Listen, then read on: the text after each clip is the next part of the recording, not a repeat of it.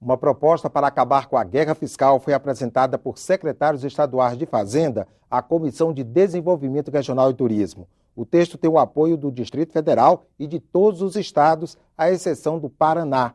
A sugestão é uma alternativa ao projeto de resolução em análise no Senado que unifica as alíquotas do ICMS. Pela proposta do Conselho Nacional de Política Fazendária, fica mantida a alíquota final de 4% para produtos que saem do Sul e do Sudeste. A mesma porcentagem se aplica às mercadorias do Norte, Nordeste, Centro-Oeste e Espírito Santo, com destino às demais regiões, exceto produtos agropecuários e industrializados, que terão alíquota de 7%. No caso do gás boliviano, que passa por Mato Grosso do Sul, e dos produtos da Zona Franca de Manaus, o ICMS cai de 12% para 10%. Para os bens de informática, chega a 7%. E os empresários têm uma conversa com o governo e têm uma conversa com a gente separado. E na sua percepção, na percepção deles, é que isso seria altamente prejudicial. Todos os produtos terão na Zona Franca de Manaus, nessa estrutura, uma situação melhor do que hoje. Ganharão 1 ponto percentual em relação ao Sul e ao Sudeste e ganharão 3 ou 6 pontos percentuais em relação ao Norte e Nordeste.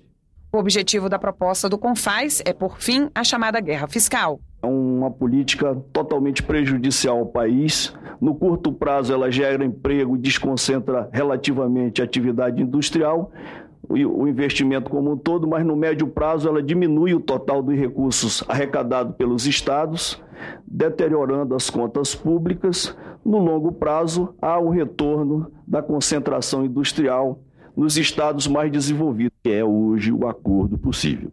Mas no futuro, concluída a transição para as novas alíquotas interestaduais, deveríamos caminhar para a eliminação completa da alíquota interestadual do ICMS. Segundo os secretários, a proposta precisa ser aprovada em conjunto com outras medidas. É o caso da convalidação dos incentivos fiscais concedidos irregularmente para atrair empresas. Os estados terão um prazo para pôr fim aos benefícios. Além disso, serão criados 2 fundos, um de compensação para perdas de receita e outro de desenvolvimento regional. Os estados têm muito medo de você criar um fundo de desenvolvimento regional sem com a possibilidade da União contingenciar esses recursos, ou seja, um fundo que não tenha clareza que vai haver o repasse para as unidades federadas. A gente já teve no passado situações como da Lei Candir, em que os estados aderiram ao pacote de reforma da mudança do ICMS para favorecer as exportações do país e não tiveram a contramedida ao longo do tempo. Quem ganha, quem perde, aonde, como... Quer dizer, o CONFAZ tem esses números que eu acho que no momento em que nós tivermos os números na mão, eu confesso para você que eu não tenho esses números, eu não vi nos últimos anos, ajuda e muito politicamente você tomar a decisão. As perdas vão se concentrar nos estados que produzem mais do que consomem, como por exemplo o caso de São Paulo. O que ocorre é que São Paulo também é o grande mercado consumidor. Então, a tendência é que haja um equilíbrio ao longo do tempo em relação a isso. É absolutamente imprescindível nós superarmos esse cenário atual, resolvermos essa disputa, essa insegurança jurídica, de modo a poder possibilitar o destravamento de investimentos e, portanto, crescimento econômico, que é o que o país tanto precisa, né?